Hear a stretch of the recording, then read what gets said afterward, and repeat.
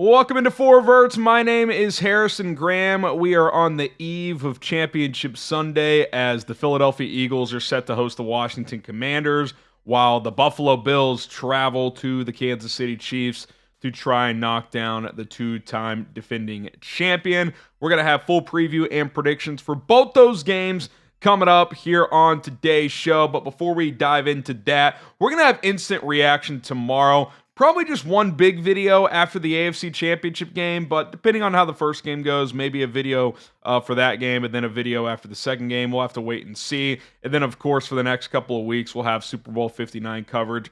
Of course, other content as well, NFL news. Saints still have to hire a coach. We'll do some head coach hire grades, all kinds of content. Free agency. Might drop my first NFL mock draft next week. So be on the lookout. We've got you covered here on Four Verts. Appreciate everybody for tuning in for daily NFL content.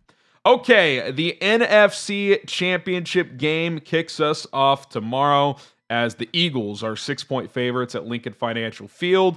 They will host the Washington Commanders. Over-under set at 47.5 points. 3 Eastern on Fox tomorrow for those watching at home.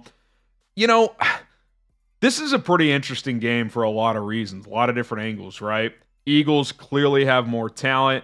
Nick Sirianni entered this season, kind of on the hot seat, but Kellen Moore, Vic Fangio, 2 good coordinator hires, 14-3 regular season, back in the conference championship game, 1 game away from getting back to the Super Bowl, a place they were 2 seasons ago. And then you have Washington on the other side, just playing with house money.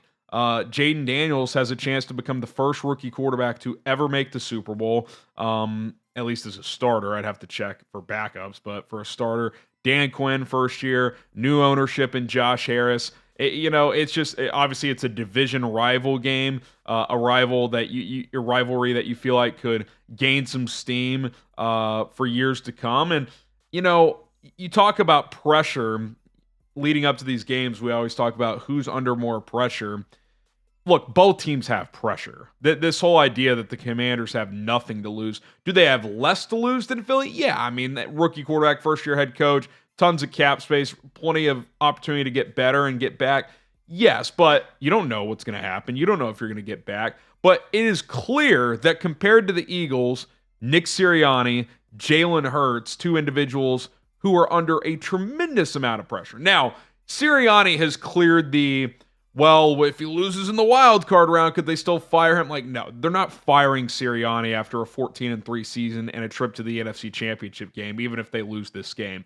But the standard is very high there. And I think the reason the pressure is on him and Jalen Hurts is chances are Washington is not getting worse moving forward. Like, could you argue they've played above their skis this year? Yes, but Jalen Hurts' contract really ramps up in terms of cap hits moving forward. A lot of people would already say Jayden Daniels is the better quarterback, so if you get more talent around him, how tough is it going to be for Philly, Dallas, these other NFC East teams to beat the Commanders moving forward, at least in the next few years while he's on a rookie deal? Like, if you're Philadelphia, you gotta win this game. You got to get to the Super Bowl because this might be your best shot with this, some of your key core guys, especially Jalen Hurts. Because I do think, Sirianni aside, if Jayden Daniels significantly outplays Jalen Hurts and wins this game on the road, they're not going to pivot off Hurts, at least not right now. But it's very possible that Hurts has just somewhat flatlined as a player.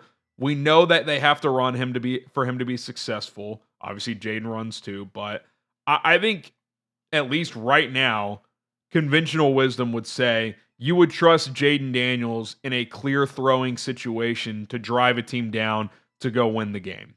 And with Jalen Hurts dealing with this knee injury, he already has limitations throwing the football at times.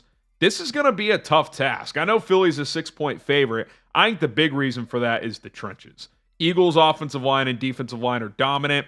Washington doesn't have Sam Cosmi at guard. Having to block Jalen Carter is going to be a chore. And those other defensive linemen, Milton Williams and company, not going to be easy.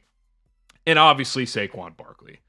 Just like Derrick Henry with the Ravens, the reason the Eagles brought in Saquon Barkley is to take some pressure off of Jalen Hurts. And in a game where Hurts is limited, I would imagine that Kellen Moore calls Saquon's number 25, 30 plus times. And if he doesn't, that's a huge mistake because Washington is 30th against the run. Oh, and by the way, Daron Payne is also out for the game. They just announced that earlier today. So, I like Jayden more than Jalen, especially considering the injury situation in this exact spot. But I think if you take the quarterback out of it, which is hard to do because quarterback counts more than any other position by far, I think the Eagles have every other advantage. They're more talented in the trenches. They have better skill players. They have a better defense. They're playing at home. They have Saquon Barkley. Like, I wanted to pick Washington, and earlier in this week I probably would have, especially given the Jalen Hurts injury. But I'm going to go Eagles 27, Commanders 23. I just think there's too much working against the Commanders in this spot. I think Hurts, if we see early in this game that he can't move at all, and if Washington sells out on Barkley, that could be an equalizer. But if Hurts can be somewhat effective as a mover and at least make enough throws to keep the defense honest and get Barkley his touches in space, I think that's going to be a tough task for Washington. Give me Philadelphia 27-23. AFC Championship Game, Bills at the Chiefs. Kansas City, a 2.5-point favorite, over under 48.5. This will be called by Jim Nantz and Tony Romo, 6:30 Eastern on CBS. Obviously, the average football fan is rooting for the Bills in this spot. Fans get tired of dynasties, right? And the Chiefs, for some people, have become the villain. Mahomes gets all the calls. He's flopping last week. We've seen Josh Allen flop many times, but no one wants to talk about that. And I get it. They're the most watched team in the country. So every little detail and thing that happens in a game gets overanalyzed. And hey, that's just how it goes. I think if you're looking at this objectively, looking at these teams, how they're stacked up, I think Kansas City is a better team. Their defense, I would say, is notably better. I think they're a top 3, top 5 unit. Bills are more like 10 to 12, I would say. And, obviously Josh Allen had a better year than Mahomes, but I think come playoff time, that's a push at best, and historically Mahomes has been better. Allen's been awesome in the playoffs, but go look at the raw numbers. Mahomes has been a better playoff quarterback historically. And one X's and O's matchup that I think is a really big problem for the Bills. They struggle, and this happened last week against the Ravens, especially in the second half, to defend the middle of the field. Well, what does Travis Kelce do? He eats in the middle of the field. He did it last week. Oh, he's washed. Well, he flips a switch in the playoffs. Buck 17 a week ago, had a 49-yard catch. Sure, he's lost some of that top-end speed, but he knows how to find the soft spot in zones, make catches, and get yards after the catch. It would not shock me if this was a 10-plus catch day for Travis Kelce, work in the middle of the field. I think that's a big problem for Buffalo. Now, an area Buffalo has a clear advantage in, they have a better offensive line than Kansas City does. They have a better run game than Kansas City does, not just with Josh Allen, but with James Cook, Ray Davis, and Ty Johnson. So I think if you're the Bills, it's got to be a juiced-up version of what we saw them do last week. Stay committed to running the football to limit the possessions, and let Josh Allen be Superman when he needs to. Last week, they didn't really do that. They just said, hey, we're going to take care of the ball, let Baltimore beat themselves. Well, chances are Kansas City won't beat themselves. Mahomes might throw one pick, but he's not going to have a multi-turnover game more than likely. In these big playoff games, he just doesn't make mistakes. He might give you one, but he's not going to make multiple. If you're the Chiefs, can you run the ball somewhat effectively enough? If I'm Kansas City, if I'm Andy Reid, I get Isaiah Pacheco's been a big part of your last 2 Super Bowls. I think Kareem Hunt's got to be the primary back. Pacheco, since coming back from the leg fracture, has not looked the same. Hunt, while over the hill a little bit, can grind out some tougher yards, catches the ball decently well. Also, I think he's got to be the lead back in this game. Now, from an injury standpoint, Taylor Rapp, one of the Bills' starting safeties, is out. Otherwise, pretty clean there. Chiefs have no injuries to report, so that's a notable sign. Is Xavier Worthy an X factor in this game? The Bills traded the pick to the Chiefs so they could draft Worthy. He's kind of talked about that this week. You think he would be pretty motivated in this game to go out there and play well, and as the season went on, he became more of a factor. Does Marquise Brown hit a big play or two? It seems like him and Mahomes have just been slightly off when targeting each other. Obviously, Brown missed most of the season with a shoulder injury, but I just, maybe it's the cliche pick, but I'm going to pick the team who's been there, who's done that, who's never lost to Buffalo in the playoffs. The bare minimum of Patrick Mahomes' playoff career is losing in the AFC Championship game in overtime. That's the floor. So are the Bills going to top that? Are they going to beat them in regulation? Are they going to take them to overtime and beat them? I think Kansas City's better. I think their defense is better. And quite frankly, I could see this being a 2-score win. I got Chiefs 30-21. I really, really do. I could see it. Maybe it's 23-21, 24-21, whatever. And the Chiefs go down and score to ice the game late when Buffalo needs to stop.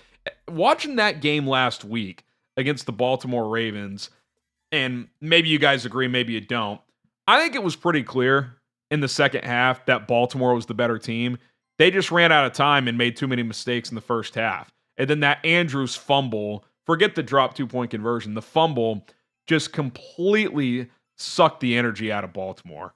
The drive before, they ran it 13 times in a row or whatever it was, completely demoralized Buffalo. They were driving again, and Andrews fumbles that ball, which then Buffalo gets a field goal. Ravens drive down again, score easily, but drop the 2-point conversion. It felt like to me, like if there was a fifth quarter in football, I think Baltimore wins that game. I don't want to say easily, but I do think they win. And I think that they would have been a little bit more equipped, this version of Baltimore, than this version of Buffalo to win this game. I just like the Chiefs in this spot. I don't think their defense over 60 minutes, Buffalo's, are going to keep the Chiefs in check. So we'll see how it goes. Chiefs, Eagles, rematch of Super Bowl 57. That's what I got coming up this year. And again, we will be here to react to all of it tomorrow here on Verts. So be sure to subscribe and join us for that. My name is Harrison Graham. We will see you guys then.